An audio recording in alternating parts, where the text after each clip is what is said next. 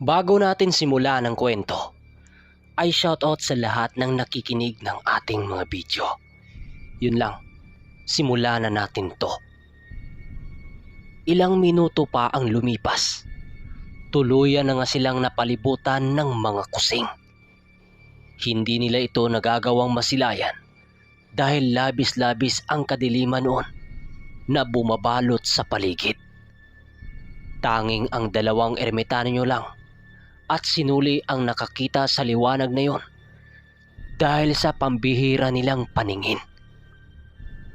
Makalipas ang ilang minuto, dahan-dahan ang pumapalibot sa kanila ang mga kusing.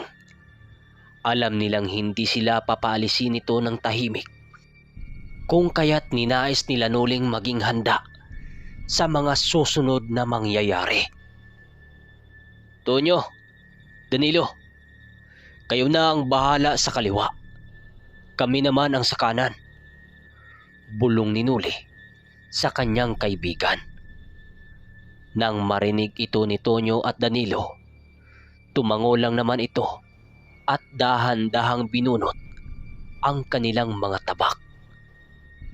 Sa pagbunot nito ng kanilang mga armas, patuloy pa rin itong nagpapakawala ng mga usal sa buong paligid. Nang marinig ng ermitanyo ang mga pinakawala nitong mga palipad hangin, ay agara naman itong nilapitan ni Manong Duming upang suwayin. Tonyo! Danilo, itigil nyo yan! Sigaw ni Manong Duming habang papalapit ito. Dahil sa sinabi noon ng ermitanyo, kung kaya't agad namang binawi ni Tonyo ang mga usal na pinalipad sa hangin. Matapos niya itong gawin, laking gulat na lamang ng mga ito nang masipat niyang nanlilisik ang mga mata ng mga kusing. Nakatitig ang lahat nito sa kanya na siyang labis na ikinatakot ni Tonyo. Dahil sa kanyang mga nasilayan, doon pala nila napagtanto na ayaw pala ng mga kusing na makarinig ng usal sa kanan. Ilang minuto pa ang lumipas. Dahan-dahan nang gumalaw ang mga nilalang sa kanilang kinaroroonan.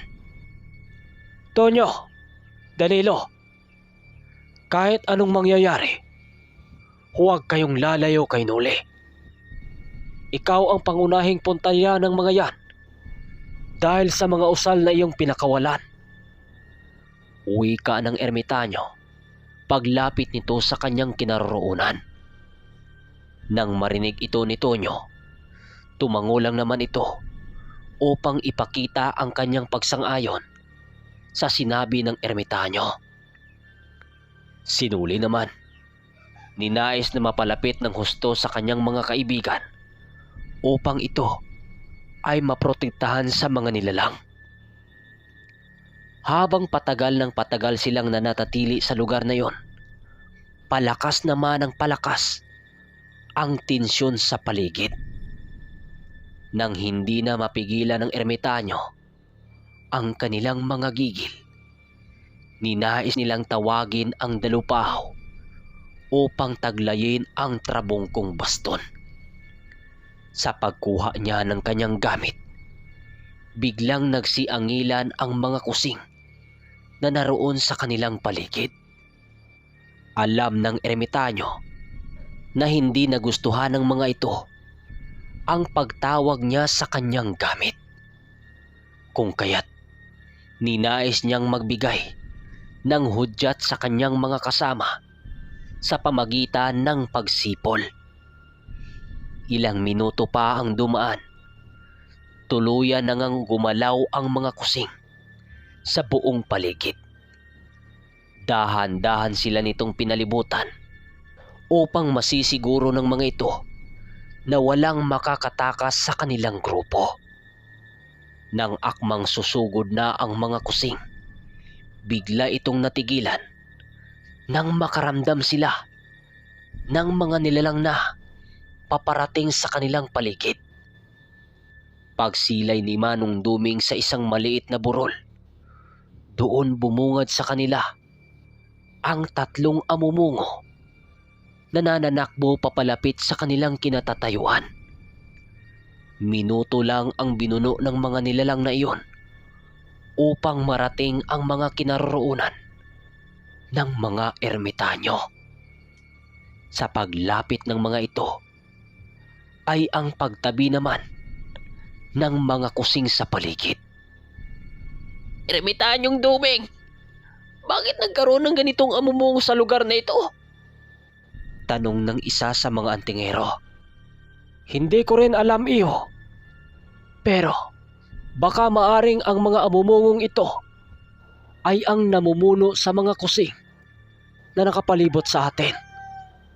Magsisihanda kayo dahil paninigurado akong hindi tayo makakaalis sa lugar na ito nang hindi tayo mapapalaban."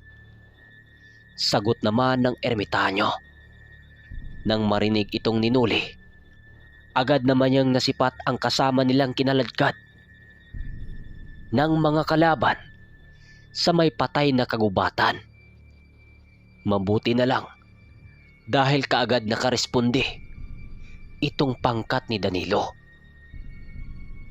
Alam niyang malubha ang mga sugat ng mga ito, kung kaya't hindi niya maiwasang mag-alala sa mga kalagayan nito. Habang sinisipat ito ni Nuli, pansin niya itong hindi na nito magawang tumayo ng maayos dahil sa iniinda nitong sugat. Ilang minuto pa ang lumipas, tuluyan na ngang sumugod ang mga kusing sa pangkat ng ermitanyo.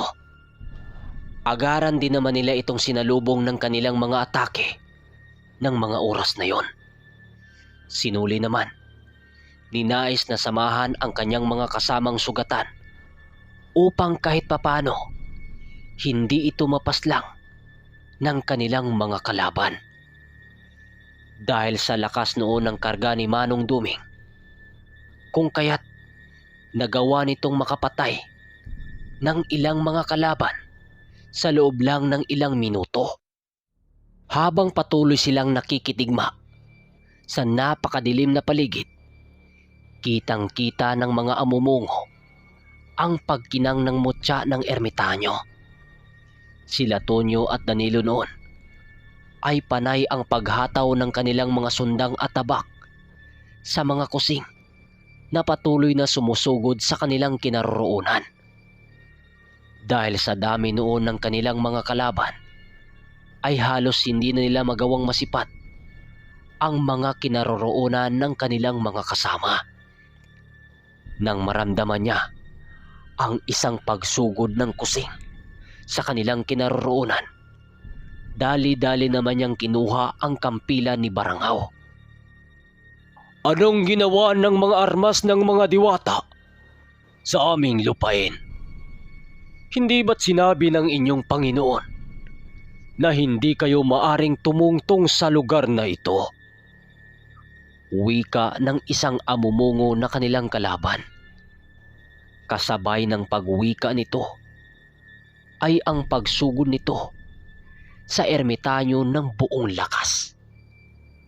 Nang masipat ni Manong Duming ang paglapit ng amumungo, agara naman niyang pinaikot sa ere ang kanyang bastong trabongko upang makakuha ng sapat na lakas na siyang gumawa ng harang at sasalag sa puwersa ng amumungo.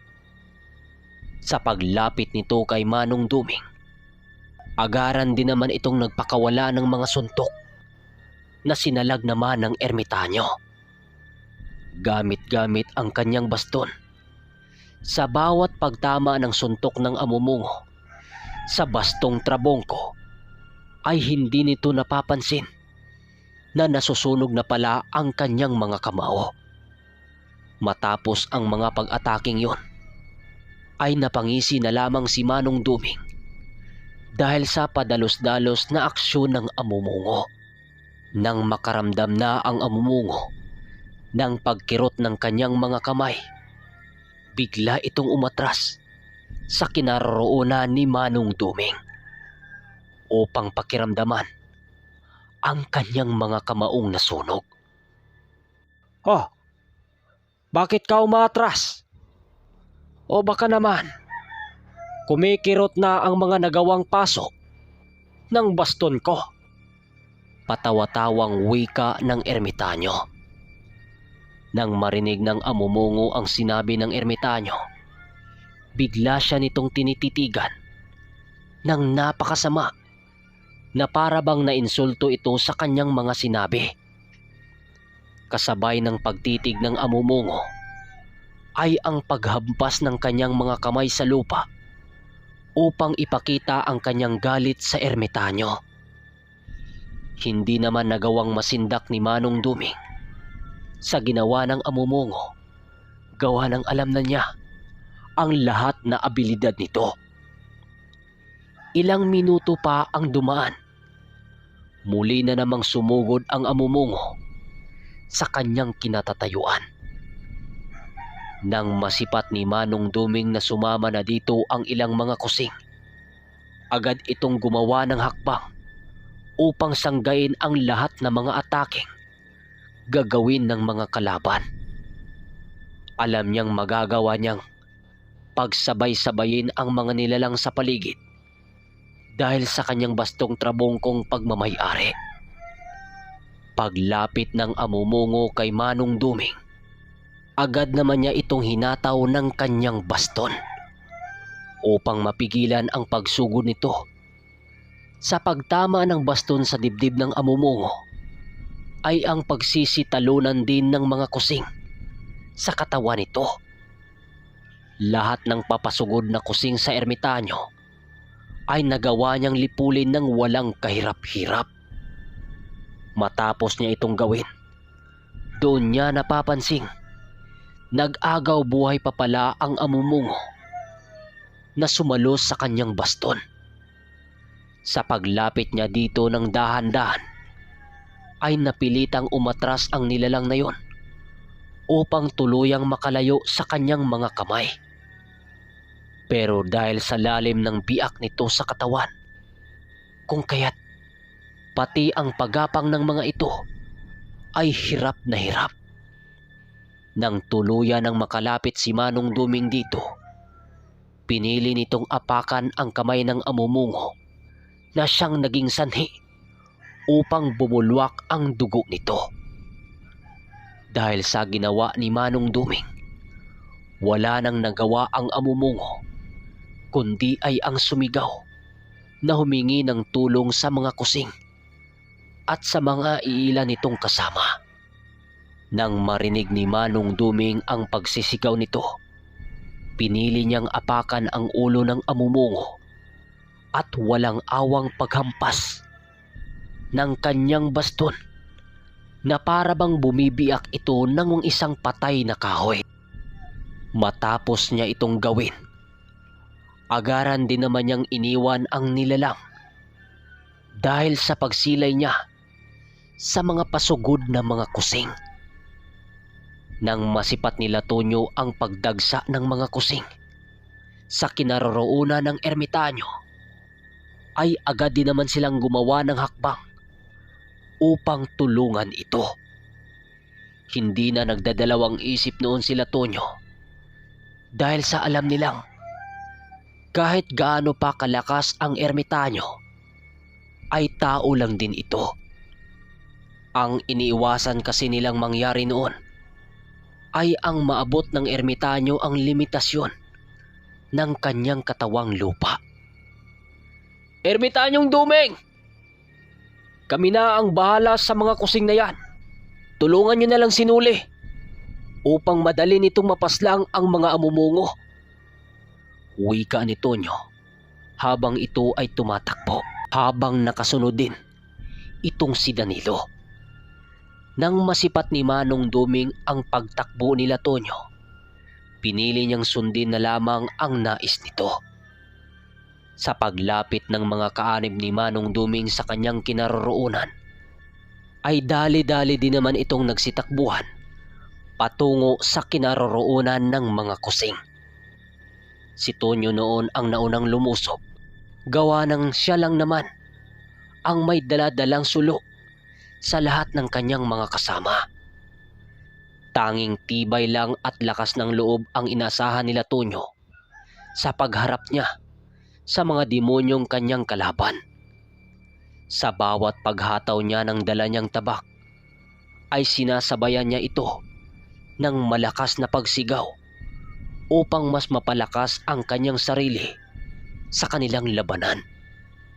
Ganon din ang ginagawa ng kanyang pangkat, kung kaya't mas lalong tumaas ang tensyon sa buong paligid nila.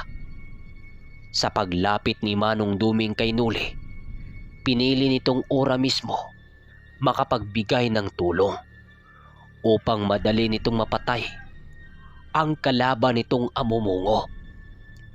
Sa pagbuwelo nito sa kalaban ni Nuli, ay agaran din naman siyang natunugan ng isang amumungong nasa paligid.